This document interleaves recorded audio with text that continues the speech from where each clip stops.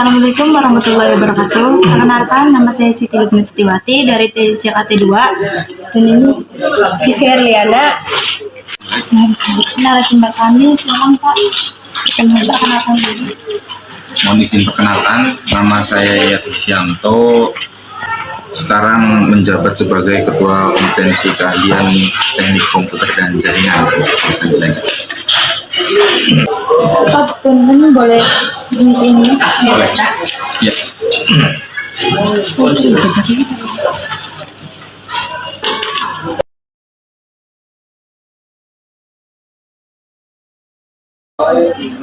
Pertanyaannya, sudah berapa lama Bapak menjadi ketua jurusan TKJ?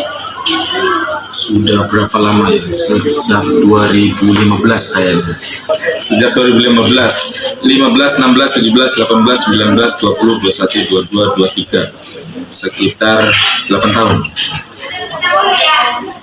Pertanyaan kedua, sudah berapa lama dan sejak kapan Bapak mulai mengajar? Mulai mengajar di patrol itu dimulai sekitar tahun 2013 ya, 2013. Pertanyaan ketiga, bagaimana pendapat Bapak tentang lingkungan sekolah? Lingkungan sekolah ya, lingkungan sekolah itu dimana lingkungan yang membentuk pribadi dari masing-masing siswa yang ada di sekolah tersebut. Ketika lingkungan sekolah itu baik, maka siswa tersebut akan menjadi baik. Walaupun ada 1-2 anak yang memang perilakunya kurang baik, maka akan terbawa ke dalam lingkungan yang baik juga. Itu. Pertanyaan keempat, menurut Bapak bagaimana cara mengatur waktu yang baik antara belajar dan aktivitas lainnya?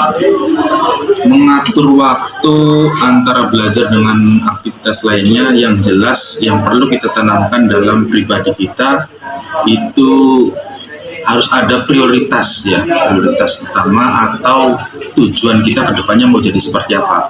Ketika tujuan kita sudah tertanam dalam diri kita, maka secara sendirinya pengaturan waktu bermain, pengaturan waktu untuk bermain medsos itu nanti akan kebentuk secara sendirinya.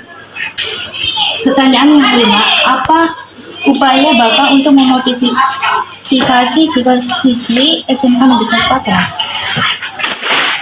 Upaya yang saya lakukan adalah memberikan pemahaman bahwa ketika keluar dari sini itu mau jadi apa, karena TKJ itu ada beberapa bidang, artinya banyak sekali konsentrasi yang nanti akan dipilih oleh masing-masing siswa. Ada yang senang dengan desain grafis, maka kita arahkan atau kita targetkan, kita kasih pemahaman kepada siswa tersebut bahwa banyak yang sukses melalui jalur desain grafis. Pertanyaan keenam, sejauh mana upaya Bapak itu berhasil diterapkan?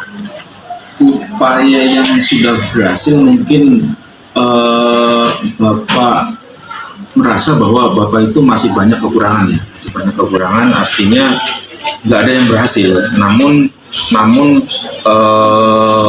terus berupaya. Apa yang sudah kita lakukan, salah satunya adalah perubahan metode belajar. Ya, metode belajar yang kita terapkan di patrol itu jelas berbeda dengan sekolah lain. Ya. Menurut Bapak, apa keunggulan semua jurusan di SMK 1 Patrol?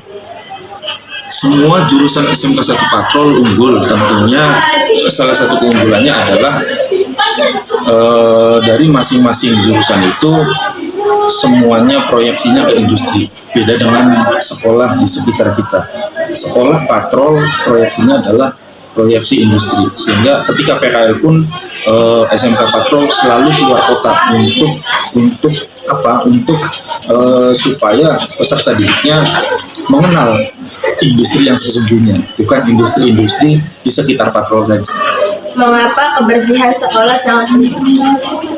Kebersihan sekolah sangat penting ya, karena memang kebersihan itu sebagian daripada iman. Yang pertama. Yang kedua, kita selalu mengacu ke industri.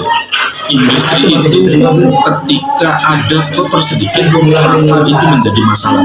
Contoh, dalam industri mesin, ketika ada hal yang kotor, sampah berserakan sehingga itu menjadi banyak, kemudian menjadi masalah bagi mesin, maka itu masalah juga bagi orang yang berada di situ. Bagaimana Bapak menangani masalah kedisiplinan siswa?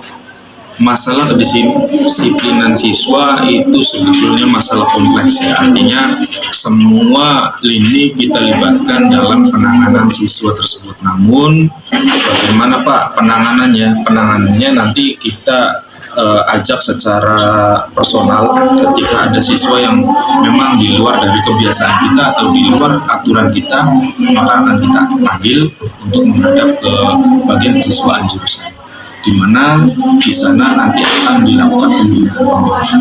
Kita pendekatan melalui pendekatan seperti itu. Tidak kita langsung main hukum saja, tapi kita ajak berbicara sini masalahnya apa, kemudian kita pecahkan bersama. Apa saja prestasi yang diraih oleh sekolah ini? Prestasi yang pernah kita raih, pernah mendapat juara teknologi tepat guna. Itu prestasi awal kita ya, prestasi awal teknologi tepat guna.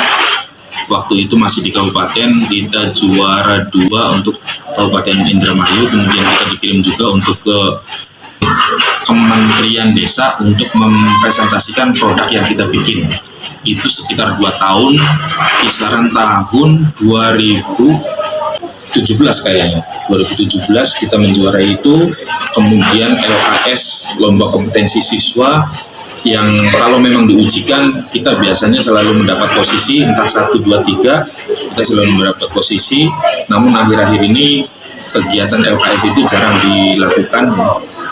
LKS kita seringkali mendapatkan kejuaraan, kemudian pernah juga menjuarai untuk Olimpiade Komputer tingkat nasional, pernah di tahun 2020.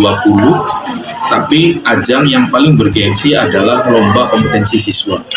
Itu yang paling bergengsi. Kita pernah juara di Kabupaten Indramayu itu juara 1, kemudian mengirimkan ke provinsi sehingga mendapatkan juara harapan 3. Itu bagi Bapak prestasi yang luar biasa dari anak-anak TKJ, bukan Bapak ya. Bagaimana Bapak menentukan apakah siswa telah belajar? Apakah siswa telah belajar? Tentunya bisa dilihat dari kompetensi yang sudah diselesaikan. Mendapatkan kalau di sistem di penilaian jurusan itu ada sistem checklist. Jadi kompetensi yang sudah dilalui maka di checklist. Itu tentunya. Menurut Bapak apa bedanya mengajar dan mendidik?